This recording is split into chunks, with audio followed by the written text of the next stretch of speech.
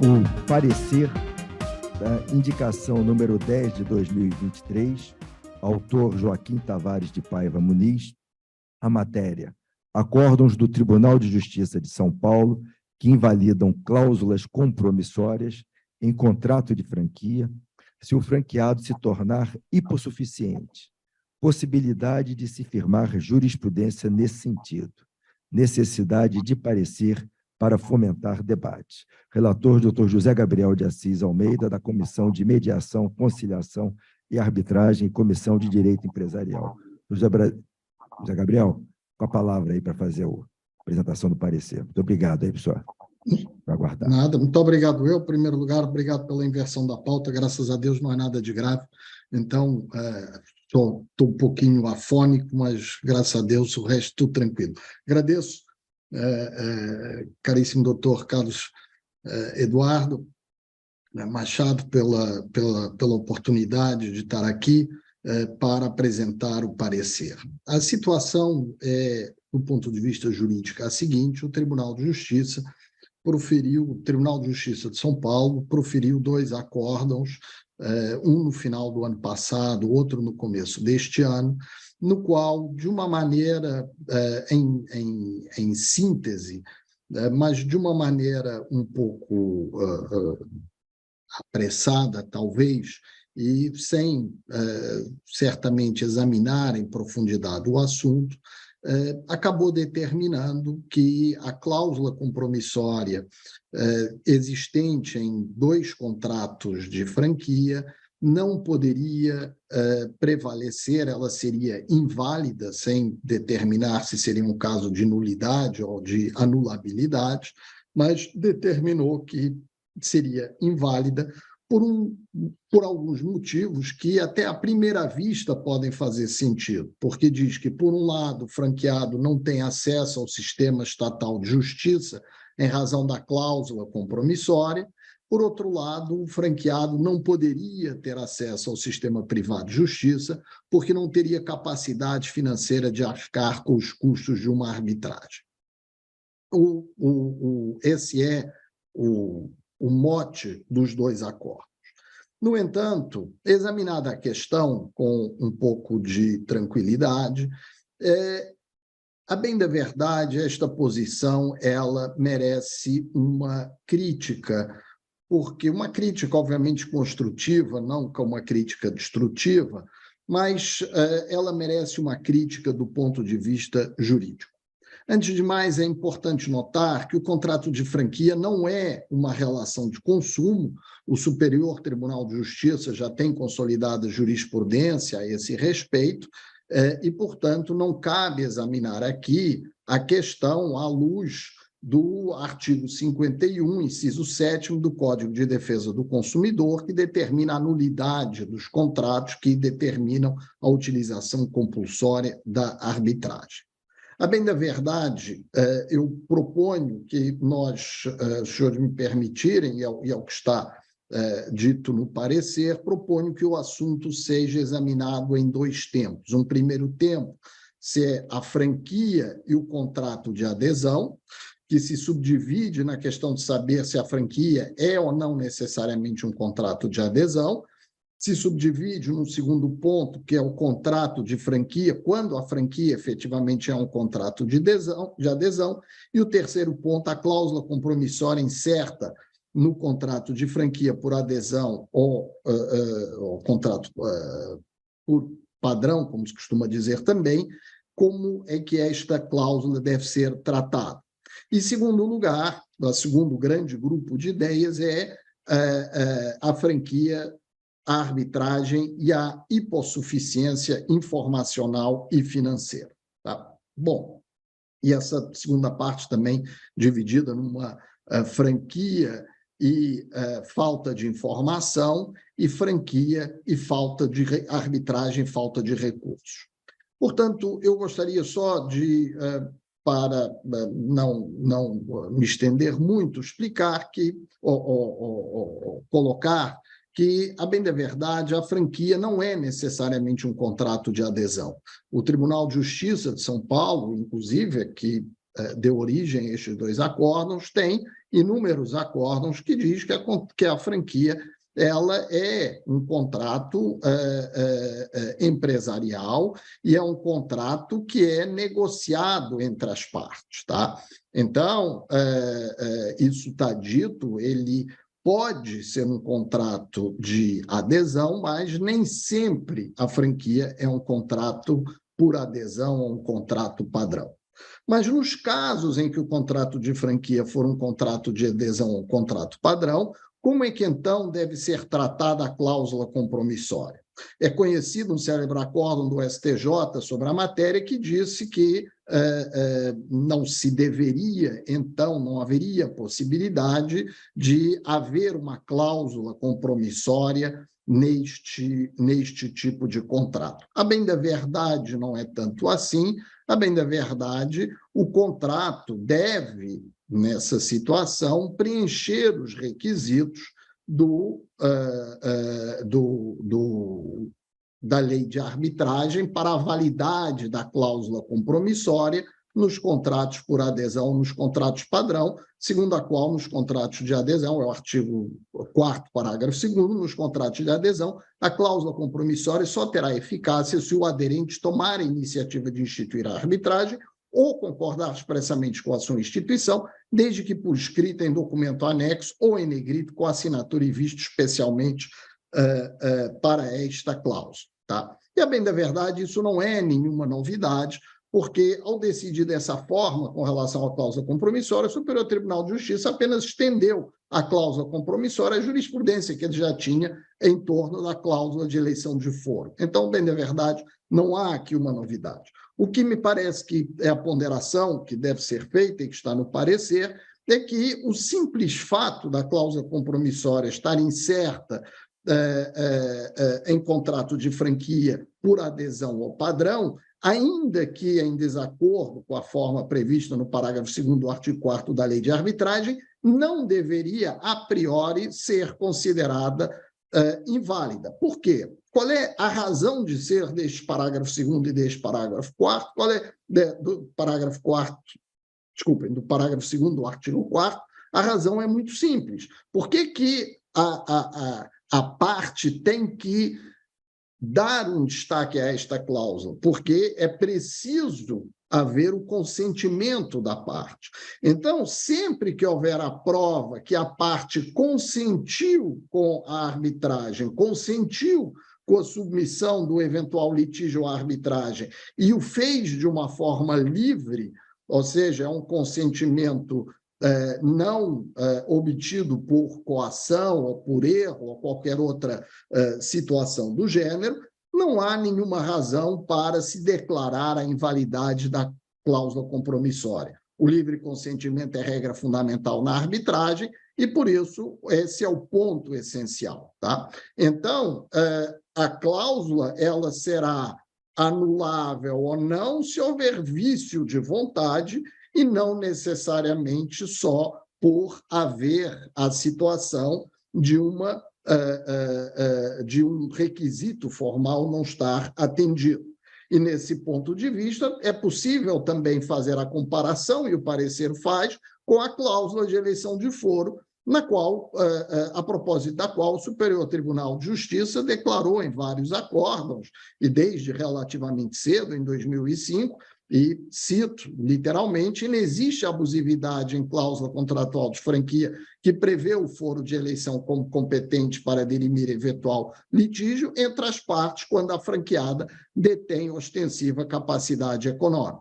Há de se privilegiar o princípio do pacta sunt servanda. Então, estabelecido este quadro, o fato do contrato ser por adesão é apenas um indício que uma das partes pode ser vulnerável, mas, no entanto, não pode criar uma presunção absoluta de vulnerabilidade. Tá? Bom, estabelecido esse ponto, passemos, então, à segunda parte, que trata da franquia, da arbitragem e de hipossuficiência informacional e financeira. Tá?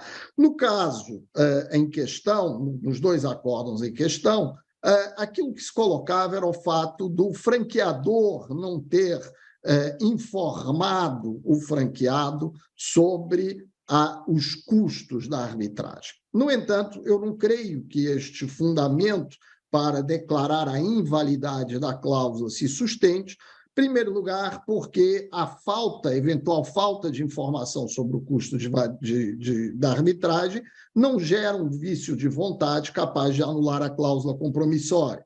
Segundo lugar, a informação sobre o custo da arbitragem está facilmente disponível e pode ser obtida sem dificuldade. E, em terceiro lugar, não existe obrigação do franqueador fornecer tais informações. E, passando um pouco o detalhe, em primeiro lugar, a falta de informação sobre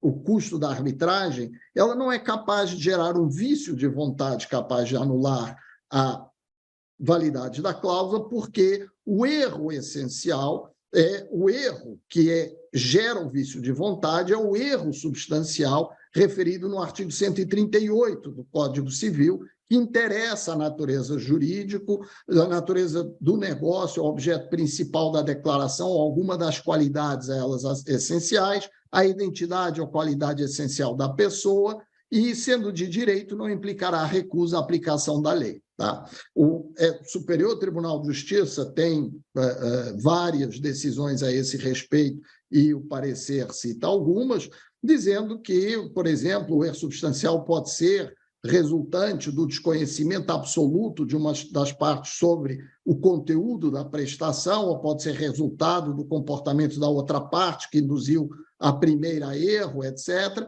mas não há erro substancial no consentimento com relação a uma cláusula compromissória. Não houve um desconhecimento absoluto dos franqueados, pois a cláusula compromissória arbitral era expressa e explícita no contrato. No caso concreto, ela figurava em destaque em documento separado, como foi reconhecido, aliás, pelos acordos. Então, os franqueados não podiam dizer eu desconhecia a cláusula ou desconhecia qual era o conteúdo da cláusula. Tá? Da mesma maneira, o segundo ponto que é importante é que a informação sobre o custo da arbitragem está disponível para todos.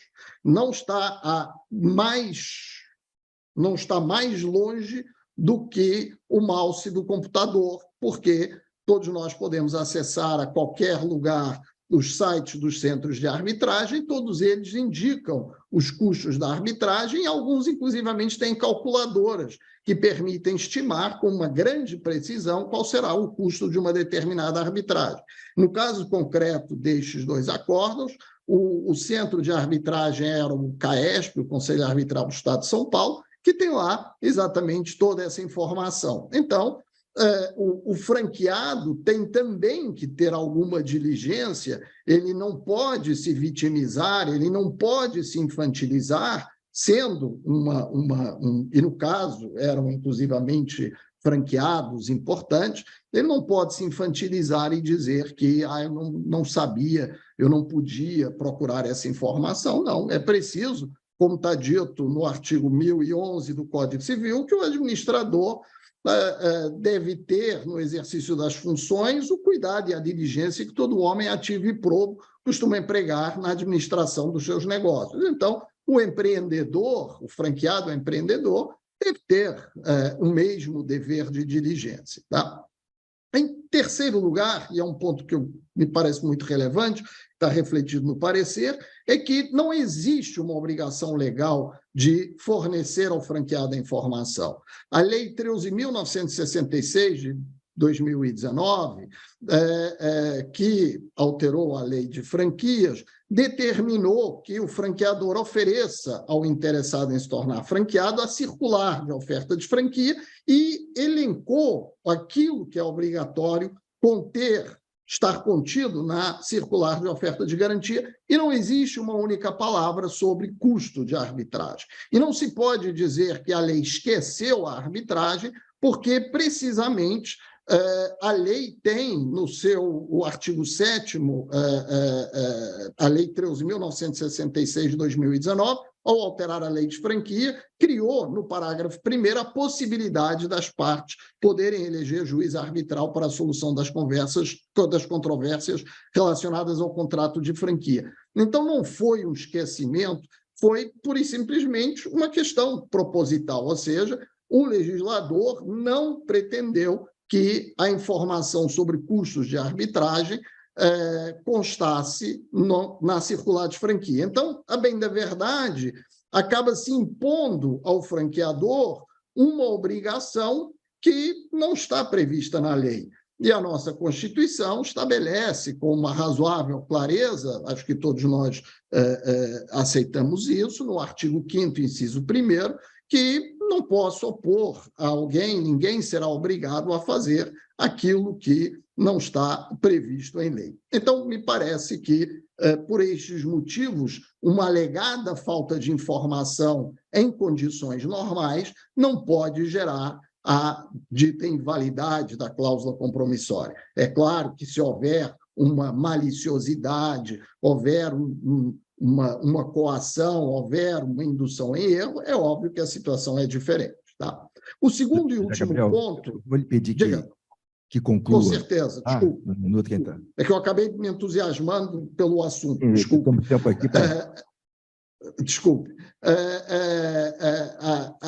O último ponto é a questão da impecuniosidade. Tá? É um ponto que impressiona um pouco, mas nós temos, em primeiro lugar, inúmeras decisões do Superior Tribunal de Justiça, segundo as quais a vulnerabilidade financeira de uma das partes não é suficiente para afastar a cláusula compromissória na franquia. Segundo lugar, nós temos uma situação muito mais complicada do que a impecuniosidade na franquia, que é a situação da massa falida e do falido e do devedor em recuperação judicial, cuja lei determina que devem se submeter, por regra, às cláusulas compromissórias que tiverem estabelecidos nos contratos. E, em terceiro lugar, a própria arbitragem oferece vários mecanismos para as partes tentarem reduzir os seus custos. Por exemplo, a possibilidade de uma parte fazer face às despesas da outra, adiantar as despesas de participação na arbitragem, a outra, etc. E isso sequer foi ventilado por parte dos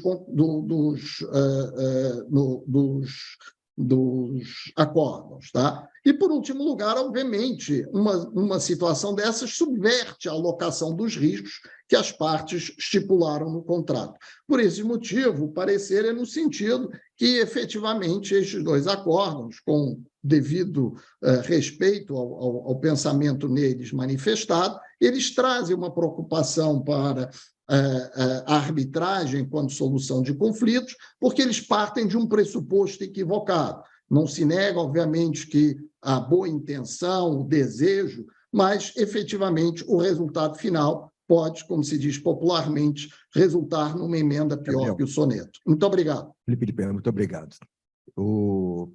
Acho que a matéria foi bem explicada, você fez um parecer maravilhoso, completíssimo sobre toda a questão, e eu pude ver aqui a indicação, embora tenha todas essas suas análises, ela é, na verdade, com relação à situação de que se o franqueado estiver em dificuldades financeiras, poderia não cumprir a cláusula compromissória e a matéria não ser decidida, o conflito não ser, o litígio não ser decidido na arbitragem, mas sim via judicial. Né? Acho que essa é a questão que está colocada. Eu vou indagar, obviamente, tem aqui o Loretti, está acompanhando, o Carlos Sampaio, aqui também no plenário, se alguém deseja fazer alguma colocação ou pedir algum esclarecimento com relação a que tem Joicimar e Roberto. Então, Joicimar, você então com Sérgio Santana também. Então, vamos lá, vamos começar. Boa noite, Joicimar, presidente. você é o primeiro, por favor. Tá, presidente, boa noite a todos. No plenário virtual, como eu estou, né, no nosso ambiente digital, né, e aqueles presentes fisicamente. Eu saúdo o professor José Gabriel, desejo melhoras, mas eu pedirei vênia para abrir a dissidência. Senhor presidente, a primeira coisa é a de forma. Eu acho que, novamente, estamos diante de uma situação na qual o IAB se debruça sobre fatos concretos. São dois acordos do Tribunal de Justiça de São Paulo que estão sendo enfrentados. Eu acho que o IAB, nesses casos, acaba assumindo o papel que não lhe cabe, que é o de revisor de decisões judiciais. Eu acho que há um problema de forma aí, que talvez seja até prejudicial, em minha opinião. Quanto ao tema do parecer, sucintamente, os acordos enfrentados, eles dizem que, em caso de hipossuficiência do franqueado, a cláusula compromissória que prevê que o litígio será enfrentado na seara arbitral pode ser afastada para que se recorra ao judiciário. Me parece que está correto. Está correto. O eixo principal do direito contratual é a autonomia da vontade, liberdade de contratar e liberdade contratual, que pressupõe o esclarecimento sobre aquilo sobre o qual se contratará, né? A informação é elementar. Não havendo informação, como é o caso aí. A cláusula é compromissória, mas não se sabe quanto se gastará com aquilo, como será feito aquilo e assim por diante. Eu acho que o consentimento fica maculado nesses casos. Quanto à questão da hipossuficiência, me parece, com a devida vênia, que o parecer adota uma posição muito pró-franqueador. O parecer chega a dizer que, caso o franqueado não possa pagar as custas da arbitragem, que peça falência.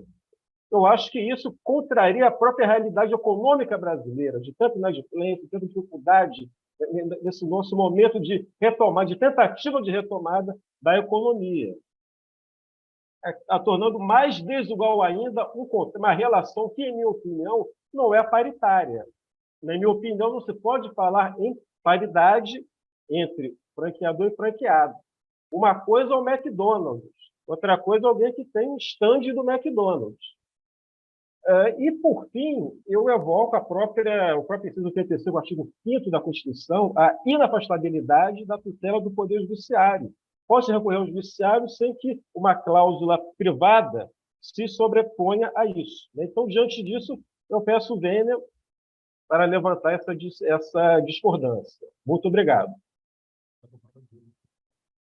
Obrigado, Joicimar. O segundo agora é o Roberto. Roberto, você com a palavra, então, para fazer a sua observação com relação ao tema aqui específico do parecer. Em primeiro lugar, eu queria fazer um depoimento de que, nos primórdios da Lei 9.307, eu participei como juiz-árbitro do Tribunal Arbitral do Rio de Janeiro. E eu gostaria de emprestar minha colaboração a essa questão da arbitragem. Em primeiro lugar, eu gostaria de dizer, com todas as vênias, ao professor José Gabriel, que o contrato de franquia, em primeiro lugar, na verdade, não é um contrato entre empresas. O contrato de franquia é um contrato sui generis, em que, na esmagadora maioria das vezes, o franqueado é obrigado a aceitar as condições do franqueador. Então, por esse motivo, o franqueador, quando ele recebe o franqueado, ele apresenta as condições da franquia, que é aquela carta com todas as condições da franquia, e também um contrato de adesão. Ora, no contrato de adesão, se presume que o aderente aderiu àquelas condições.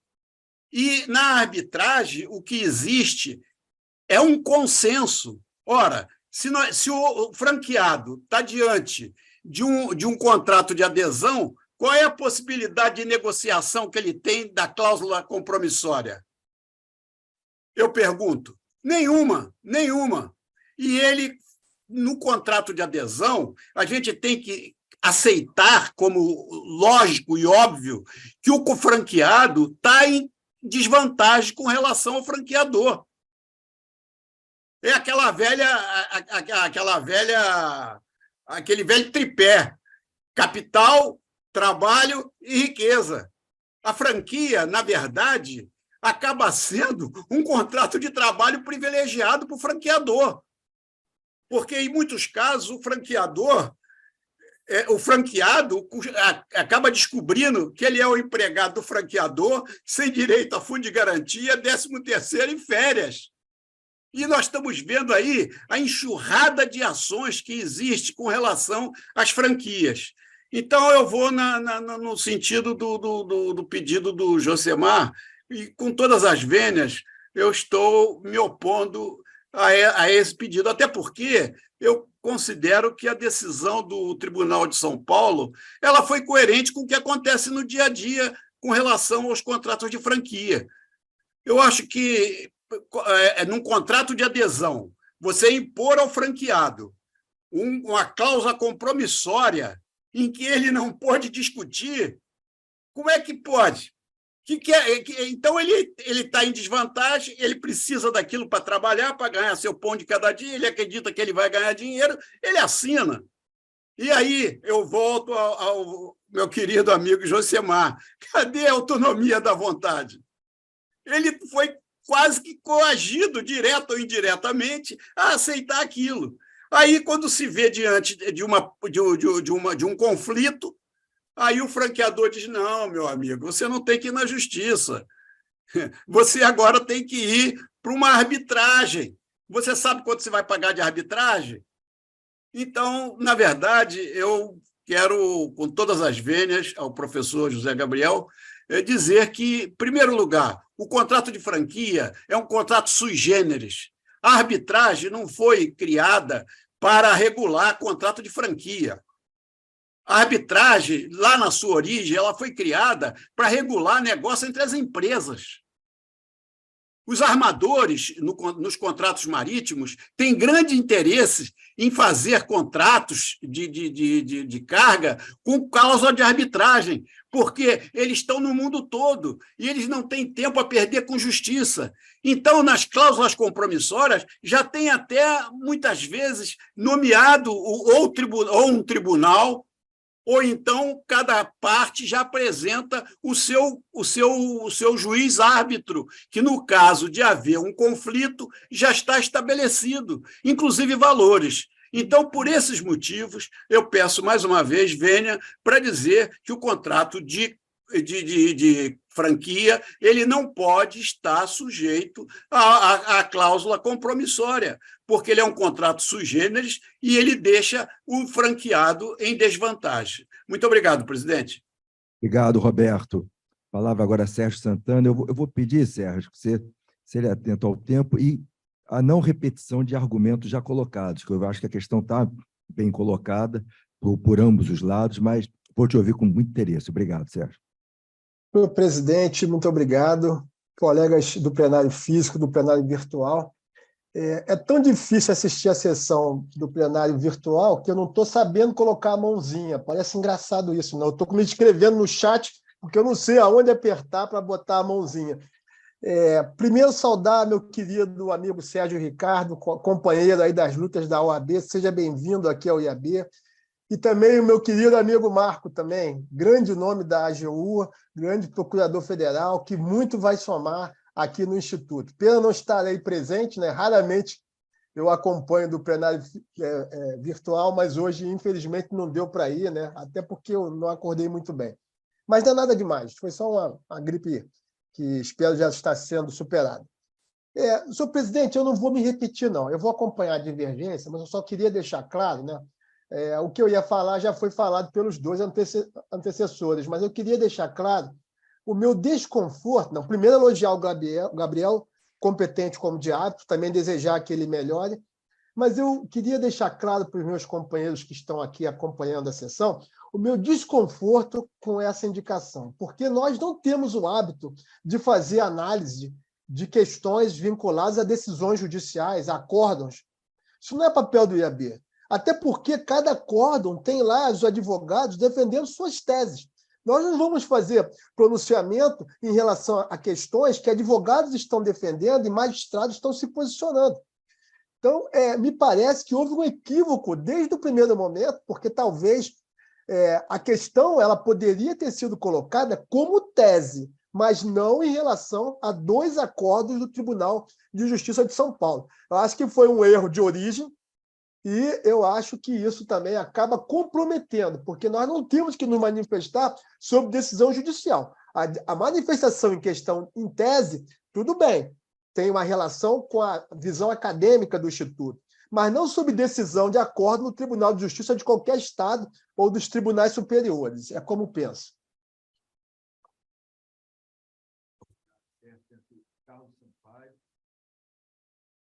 Carlos Sampaio aqui, e o Ricardo Loretti está pedindo também a palavra ali depois. Obrigado, senhor presidente. Em primeiro lugar, eu gostaria de parabenizar o parecerista, parecer realmente brilhante, na minha opinião, e eu vou pedir vênia justamente para discordar dos dissidentes, né? Estou de acordo com o parecer. E vou falar que o parecer ele foi muito bem explicado, e, portanto, eu não vou repetir os argumentos do parecer, mas eu queria tratar de 2 pontos. O primeiro é que eu não vejo nenhum problema prejudicial, porque eu acho que o Instituto ele foi criado lá no século XIX, principalmente para ajudar o imperador, digamos assim, e o governo na época, e o parlamento, na época, não? Era um regime parlamentarista, na elaboração das leis. Isso era o objetivo do Instituto na época. Mas eu acho que, hoje em dia, nós temos que discutir todos os assuntos jurídicos, e, principalmente, eu diria até aqueles que estão sendo discutidos nos tribunais. Por que não? Inclusive, não houve um acórdão do Supremo Tribunal Federal vinculante. Portanto, isso é uma discussão que está na mesa de todos os advogados e todos os operadores de direito. Portanto, eu não vejo nenhuma questão prejudicial e não vejo no Estatuto nada que proíba que discutamos acórdãos judiciais que, ora, dizem uma coisa, ora, dizem outra, são divergentes. O segundo ponto é que eu acho que existe um preconceito no Brasil, eu não sei por quê. Aliás, eu sei por quê, mas não vou me estender aqui, porque senão perderia muito o tempo de Vossas Excelências. Mas, na realidade, existe um preconceito contra a arbitragem, esquecendo que o processo judicial também é um processo muito caro e que eu devo dizer que fiz uma pesquisa de 5 minutos agora no meu telefone, por incrível que pareça, e descobri 2 coisas que eu quero até me aprofundar e peço que vocês se aprofundem também nesse tema. A questão de Ministério Público, eu vi uma tese de doutorado, que eu dei uma olhada rápida, e também uma decisão do Tribunal de Justiça de Minas Gerais. 2 coisas que eu achei interessantes. Primeiro, que o defensor público tem a possibilidade de defender perante o tribunal arbitral aos hipossuficientes. É uma tese que eu acho que perfeitamente justificável. Em segundo lugar, é que uma coisa, isso realmente me espantou, que os defensores públicos também estão sendo usados como árbitros, são escolhidos como árbitros. Tem um acórdão acabei de ver no Tribunal de Justiça de Minas Gerais, dizendo que o defensor público, como qualquer outra pessoa, pode ser árbitro. Bom, no mérito, eu gostaria de lembrar uma coisa. Quando eu comecei a advocacia, talvez o meu primeiro ou segundo caso, que foi, eu, na época, era fascinado pelo direito, na época chamava-se direito comercial, hoje direito empresarial, né? Eu sempre fui fascinado pelo direito empresarial e a vida me levou para outros direitos, para o direito tributário, para o direito internacional. Mas o fato é que eu me lembro que a primeira sentença, ou a primeira ou segunda sentença de um caso em que eu defendia, o juiz começou dizendo o seguinte: presume-se a sagacidade do comerciante. Eu nunca esqueci essa frase. Na realidade, o contrato de franquia é um contrato entre 2 comerciantes, sem dúvida alguma. Pode até ser que um comerciante seja um empresário, seja mais rico, mas isso não quer dizer que o franqueado seja hipossuficiente e seja uma pessoa que está em uma posição secundária. Isso não tem sentido algum, na minha opinião, porque ele tem capacidade jurídica para contratar e ele, obviamente, vai aceitar de uma maneira clara e, sem dúvida alguma, o compromisso arbitral. Isso é óbvio. Ele aceitou o compromisso arbitral. E não se pode achar que o franqueado ele não sabia o valor do preço do compromisso arbitral, não sabia. Em primeiro lugar, a arbitragem não é uma coisa ruim. A impressão que dá é que a arbitragem aqui no Brasil existe essa ideia de que a arbitragem é uma coisa ruim, que o árbitro sempre está a favor dos poderosos. Isso não tem sentido algum. Isso é um absurdo. A arbitragem é um instituto para resolver conflitos de uma maneira mais célere e mais efetiva. Isso é fundamental que se entenda isso. E, finalmente, eu gostaria de dizer o seguinte, que na arbitragem, voltando ao que eu falei, o defensor público pode defender o comerciante que se considera hipossuficiente, se for o caso. Era isso que eu tinha a dizer, senhor presidente. Eu estou a favor do parecer. Tá, muito obrigado, Carlos Sampaio.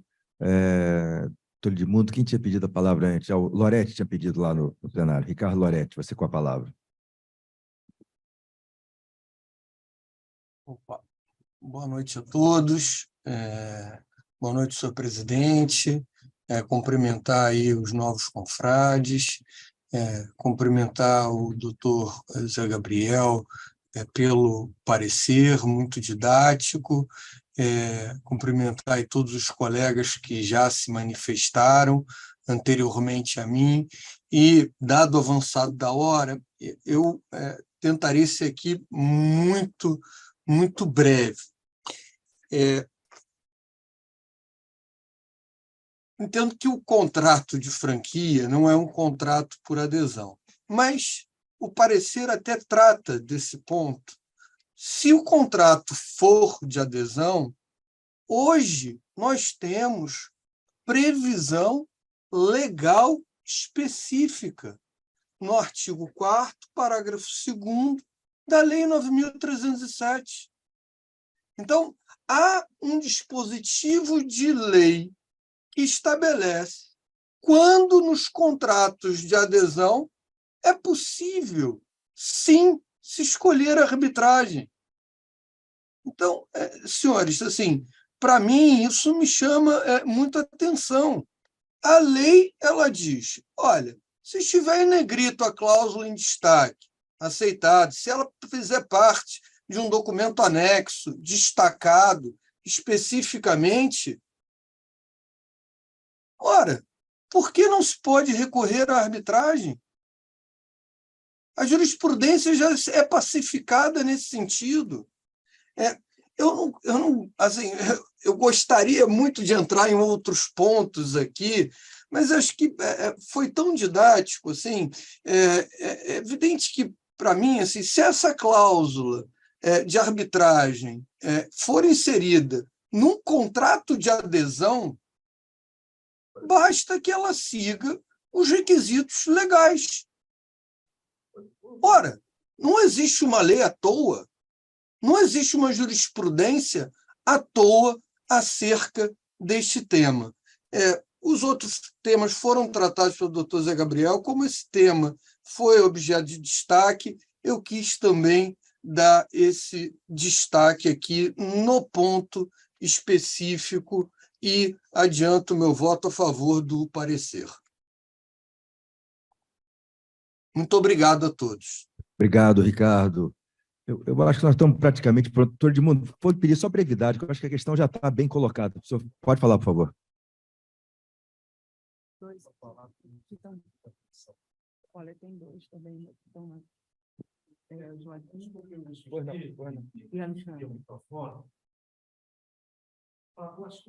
primeiro, a realidade nos ensina, nos impõe, e numa relação entre o fato forte, a liberdade escraviza e a lei liberta. Segundo ponto, né, a regra mais importante da Constituição, repito, a regra mais importante da Constituição é a inafastabilidade da jurisdição. Sem essa regra, nenhum direito enfermo se realiza. Se não for conferido ao cidadão aí a via judicial, espera, a regra da inafastabilidade da discussão, todos os direitos consagrados na Constituição são feitos ameaças nessa real. Eu confesso que eu fico realmente muito estupefato, mas estranho, num plenário do Instituto de Advogado Brasileiro, alguém ter a coragem de dizer que as partes convencionam, contrato, afastam a regra tão importante da nossa Constituição. Eu confesso que eu fiquei essa terceira parte acompanhar a divergência em todos os argumentos. Todos os argumentos. Muito obrigado. Doutor Edmundo, obrigado por sua manifestação, mas agradeço, mas a questão, o mundo jurídico aí são muitas as opiniões, permitem muitas correntes, todas respeitáveis e todas com os melhores propósitos, com base nos dispositivos legais.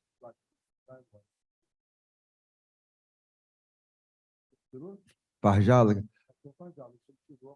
eu só adianto que eu estou bem democrático, deixando falar, mas daqui a pouco ambos os lados estão fechando, estão perdendo votos, porque tem pessoas que não podem mais continuar e vão deixar de votar. Eu não posso aceitar voto por antecipação, o voto tem que ser na hora da votação.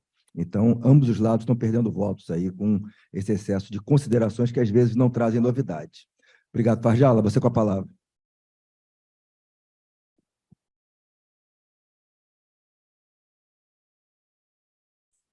O som para ele, por favor.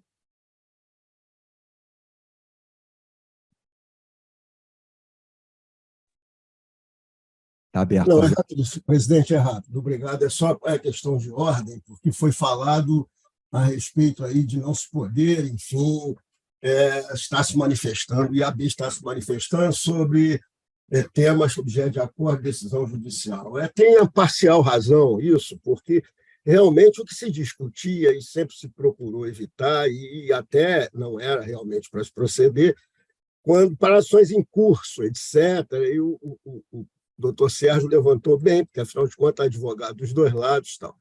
Muito embora a DAIS tenha extraído tese. Na verdade, o que está se discutindo é tese e não, basicamente, a decisão em si em relação a fatos concretos, mas sim a teses. Pode ou não o contrato de adesão ser objeto de cláusula compromissória, etc. Isso me parece não haver problema. E, mais do que isso, aí no aspecto agora procedimental ou formal, está preclusa essa questão, porque isso deve ser avaliado quando a indicação é apresentada. Ou seja, quando se apresenta a indicação, é que se tem que avaliar se é possível ou não se prosseguir para o parecer. Como não houve a rejeição por esse assunto, isso está precluso, nós devemos, sim, entrar no mérito do parecer e até em homenagem a tudo aqui que está sendo discutido e muito bem discutido. Obrigado, presidente. Farjala, eu vou aproveitar a sua manifestação para esclarecer, eu não ia nem colocar isso aqui em votação, na verdade, como você bem colocou, não é? Se discute na hora da pertinência, e realmente não há vedação nenhuma. O estatuto do Instituto diz assim, decidindo o plenário pela pertinência de indicação, objetivando o exame de ato ou fato que justifique a sua atuação, não há nenhuma restrição. O que nós evitamos aqui é discutir temas que estão em causas de grande repercussão, para não parecer que o IAB está tomando partido em favor do advogado A, do advogado, mas aqui Exatamente. não. Já discutimos aqui súmulas do Supremo Tribunal Federal, em abstrato, se devem ser mantidas, se não devem ser mantidas. Não há nenhum caso em discussão. Há uma tese sobre a possibilidade de levar para a justiça a análise do contrato de franquia quando o franqueado está em dificuldade financeira, rompendo a cláusula compromissória. Isso é uma questão jurídica abstrata, que não há caso nenhum aí que esteja sendo discutido sobre esse aspecto. Então, a sua colocação é pertinente, eu aproveitei para prestar esse esclarecimento. Alguém mais que queira falar? Podemos botar em votação?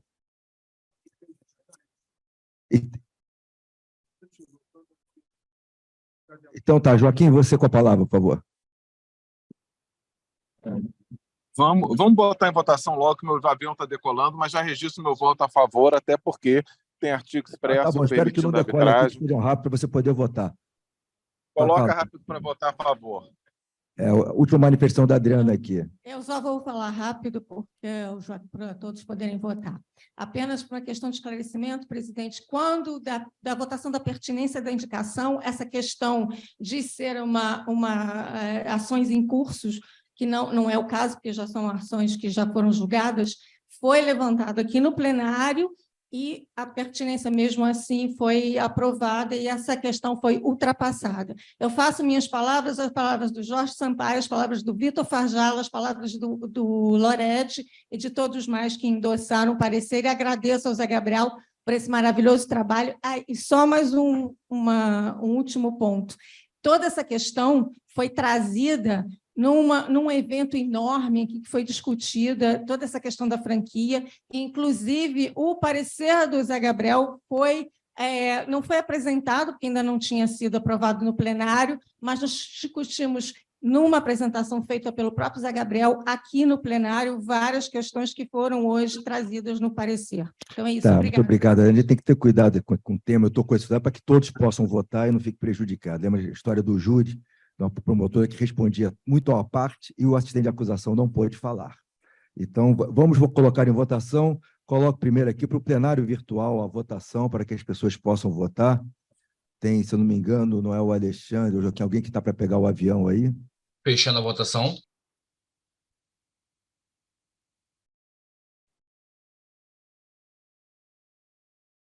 Bom, eu vou precisar ver quantos votos teve cada parte que eu vou completar aqui com a votação em plenário. Foi próximo? Sim, 55%, não 45%. Mas, Manuel, eu preciso da verificação do número de votos. Doutor Carlos, boa noite. Pode anotar, por favor? Pois não. Foram 6 votos sim, 5 votos não. Tá, então, por enquanto, o parecer está sendo aprovado. Agora, eu vou fazer a votação aqui no plenário. Quem é favorável ao parecer? Levante as mãos, por favor. 3, 4, 5. 2, 3, 4, 5, 6. 6 presentes são favoráveis ao parecer. 7? Agostinho, tá, Agostinho lá. 7. Com Agostinho, 7. Não, eram 7. Agostinho que levantou ali, 7.